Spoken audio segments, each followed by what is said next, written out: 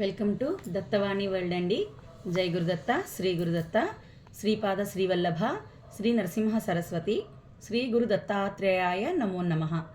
ఇవాళ నేను అసలు ఈ గ్రంథం గురించి చెప్తున్నాను అన్నాను కదా. ఒక్కొక్క అధ్యాయం ఒక్కో రోజు పారాయణలాగా చెప్తానని చెప్పాను కదా. అయితే ముందు ఈ పారాయణ ఎలా చేయాలి, ఈ పుస్తకం ఎలా చదవాలి అన్నది నేను చెప్తానండి. ముందు ఏంటంటే ఈ పుస్తకం ప్రతిరోజు పారాయణం చేసుకోవడానికి నియమాలు ఏంటి అన్నది చెప్తాను. దీనికి ఎలాంటి నియమాలు లేవండి. ప్రతిరోజు మనం ఈ అధ్యాయం రోజుకొకటి చదువుకోవాలి అంటే ఎలాంటి నియమాలు లేవు. ఒకటి ఏం పాటించాలంటే శుభ్రంగా స్నానం చేసి పొద్దున దీపం వెలిగించుకున్నాక దేవుడి గదిలో కూర్చుని చదువుకున్నా సరే, లేదు అంటే ఉద్యోగాలు చేస్తూ ఉన్న వాళ్ళు ఉంటారు, వాళ్ళు ఆఫీస్లో తీరిక సమయంలో చదువుకోవచ్చు. అయితే కాళ్ళు కడుక్కొని కూర్చుని చదువుకోవాలి. తర్వాత ఇంట్లో ఉన్నప్పుడు ఉంటే గనక శుభ్రంగా కాళ్ళు చేతులు కడుక్కొని ఏదో ఒక టైంలో మీకు వీలు కుదిరిన టైంలో కుర్చీలో కానీ నేల మీద అయితే కింద ఏమైనా క్లాత్ లాంటిది కానీ ఏదైనా వేసుకొని ఆసనంలాగా వేసుకొని కూర్చొని చదవాలి. వీళ్ళకి నియమాలు ఏమీ లేవండి. మామూలుగా మనం నిత్య కృత్యాలు చేసుకుంటూ రోజుకో అధ్యాయంలాగా చదువుకోవచ్చు. మంచి రోజు మొదలెట్టాలి అదేమీ లేదండి. మంచి పని దేవుడి కార్యం చేయటం ఏ టైంలో అయినా మొదలు పెట్టుకోవచ్చు. కాబట్టి ఎప్పుడైనా ఏ రోజైనా స్టార్ట్ చేసుకోవచ్చు. రోజుకొక అధ్యాయం చదువుకోవడమే. దీనికి ఎలాంటి నియమాలు లేవు. ఇదైతే తర్వాత సప్తాహ పద్ధతిలో పారాయణ చేయాలి అనుకున్న వాళ్ళు మాత్రం పొద్దున్నే లేవాలి. ఇది గురువారం మొదలు పెట్టాలి, బుధవారంతో ముగుస్తుందన్నమాట. ఈ పుస్తకం అనే కాదు, చాలామంది రచయితలు ఉన్నారు. ఇక్రాల్ భరద్వాజ్ గారిది కూడా చాలా బాగుంటుంది. ఆ పుస్తకం తెచ్చుకుని కూడా అందులో ఎన్ని అధ్యాయాలు ఉంటే అన్ని అధ్యాయాలు చదువుతారనమాట. రోజుకి గురువారం నాడే ప్రారంభించాలి.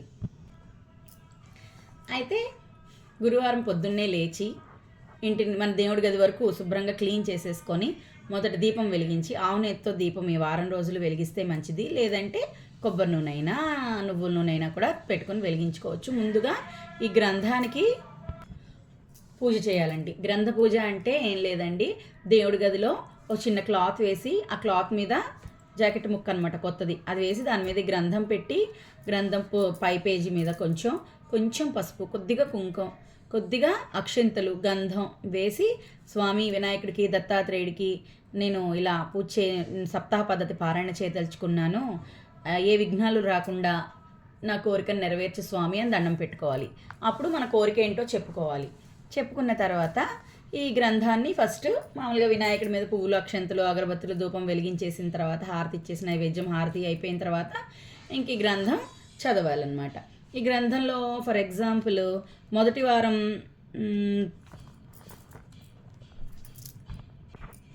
ఈ గ్రంథం గురువారం స్టార్ట్ చేయాలన్నాను కదా.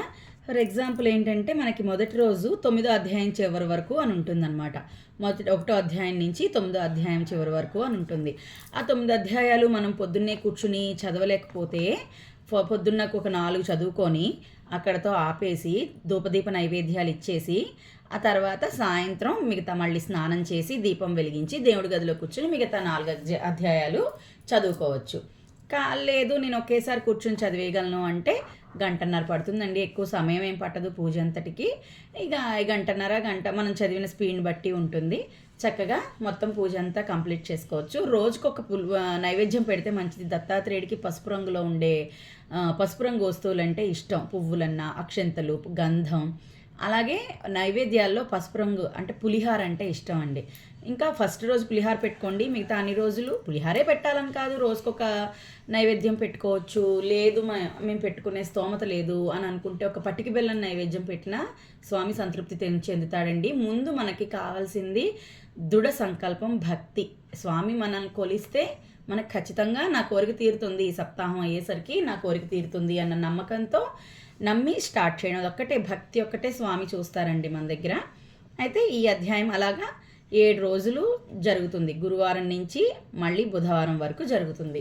బుధవారం నాడు ఇలాగే పూజ అంతా అయిపోయిన తర్వాత మీకు ఓపిక ఉంటే బుధవారం నాడే ఒక 11 మందికి పులిహార ఏదో ఒకటి నైవేద్యం చేసి ఇంటికి పిలిచి ఇచ్చినా సరే, అది ముత్తైదులే కావచ్చు, మగవాళ్ళే కావచ్చు, పిల్లలే కావచ్చు. లేదు నాకు ఇంకా శక్తి ఉంది అంటే ఎక్కువ మందినైనా పిలిచి భోజనాలు పెట్టుకోవచ్చు. లేదు అనుకుంటే నేను ఇంటికి పిలిపించి చేయలేను అనుకుంటే, పేదవాళ్ళకి ఏదైనా పెట్టాలి అనుకుంటే ఇంత పులిహారో ఏదో ఒకటి చేసేసి ఇంట్లో పులిహార, దద్దోజనం ఏదో ఒకటి మీ శక్తి కొలది ఒక 11 మందికి, లేదు స్తోమత ఉంటే ఇంకా ఎక్కువ మందికి వండి మీ చేతులతో మీరు తీసుకెళ్ళి వాళ్ళకి ఇవ్వండి. అలా అయినా చేయొచ్చు. మీకు ఇంకా శక్తి లేదు, అమ్మో మేము ఇవన్నీ చేయలేమనుకుంటే సాయిబాబా గుడిలోనో లేతే అనాథాశ్రమంలోనో 11 మందికి భోజనాలకు పెట్టడానికి సరిపడా డబ్బులు ఇచ్చేసినా మీకు పనికొస్తుంది. మీ ఇన్ని ఆప్షన్స్ ఇచ్చాను, ఏది చేసుకున్నా మీ ఇష్టం. అలాగా సప్తాహ పద్ధతిలో పారాయణ చేయాలి. సప్తాహ పద్ధతి పారాయణ చేసినంత కాలం కూడా భూమి మీద పడుకోవాలి. కింద ఏమైనా మ్యాటో దుప్పటో ఏదొకటి వేసుకొని పడుకోవాలి. కొందరు పెద్దవాళ్ళు పేషెంట్స్ ఉంటారు, వాళ్ళు ఏంటంటే పర్వాలేదు మనం మంచం మీదైనా పడుకోవచ్చు. తర్వాత బ్రహ్మచర్యం అన్నది ముఖ్యం అండి. బ్రహ్మచర్యం పాటించాలి. అబద్ధాలు ఆడకుండా సాత్వికంగా ఉండాలండి. వేడినీళ్ళ స్నానమే చేయాలి, వేడినీళ్ళ స్నానం చేయకూడదు, చన్నీళ్ళ స్నానమే చేయాలి అలా ఏం లేదు. మొదటి రోజు తలస్నానం చేస్తే చాలు. ఇంకా మిగతా అన్ని రోజులు మీ ఓపిక ఉంటే మీరు తలస్నానం చేయండి, అక్కర్లేదు అసలు. మామూలు ఒంటి స్నానం చేసుకున్నా సరిపోతుంది. వేడినీళ్ళ చన్నీళ్ళ అన్నది మీ ఆరోగ్యం, మీ ఇష్ట ప్రకారం మీరు చేయండి. ఉపవాసాలు ఉండాలి అదేం లేదు. కాకపోతే ఉల్లిపాయ తినకూడదండి. ఉల్లి నియమం పెట్టుకోండి. నాన్ వెజ్ ఎలాగో తినకూడదు, అది మీ అందరికీ తెలిసిందే. ఇంకా ఈ భూసైనం సాత్విక ఆహారం అంటే వెజిటేరియన్ ఫుడ్, ఉల్లి లేకుండా, అల్లం వెల్లుల్లి పేస్టులు అలాంటివి ఏమీ లేకుండా. ఇంకా సాయంత్రం పూట టిఫిన్ చేయండి, ఏదో ఒక టిఫిన్ చేయాలన్నమాట. ఒంటి పూట మాత్రం చేయాలి. అబద్ధాలు ఆడకుండా సాత్వికంగా జీవించాలండి ఈ వారం రోజులు. నేను చెప్తున్నాను, ఇదే విధంగా మీరు పూజ చేస్తే ఈ సప్తాహం చేసే లోపే మనకి దత్తాత్రేయ స్వామి వారు ఏదో ఒక రూపంలో స్వప్న దర్శనం ఇస్తారు. నాకు చాలా అనుభవాలు అయ్యాయి అలాగా. నేను ఇప్పటికీ ఒక 10-15 సార్లు చేసి ఉంటానండి నా మ్యారేజ్ అయిన దగ్గర నుంచి ఇప్పటికీ. ఈ 15 సార్లు కూడా అయితే దత్తస్వరూప గ్రంథంలో సాక్షాత్ దత్తాత్రేయ స్వామి వారు ఉంటారని చెప్పాను కదా, అలా ఆ గ్రంథమైన స్వప్న దర్శనం ఇస్తుంది. దత్తాత్రేయ స్వామి వారు వివిధ రూపాల్లో మనం గుర్తుపడతాం, మనకు తెలుస్తుంది ఆయన దత్తాత్రేయ స్వామి వారు అంటే ఒక పంతులు గారి రూపంలో రావచ్చు, ఒక బిచ్చగారి రూపంలో రావచ్చు. స్వప్న దర్శనం అనమాట. అలా స్వప్న దర్శనం అవుతుంది. సాక్షాత్ దత్తాత్రేయుడే నాకు రాలేదు అని అనుకోకండి. మీకు వచ్చిన కలలోనే ఒకసారి ఆలోచిస్తే అందులో దత్తస్వరూపం ఉంటుంది. ఆ విధంగా మీరు ఈ సప్తాహ పద్ధతిలో పారాయణ చేస్తారని అనుకుంటున్నానండి. జై Gurudatta, Shri Gurudatta. Please like, share, subscribe to Dattavani world. జై గురుదత్త. బాయ్ అండి.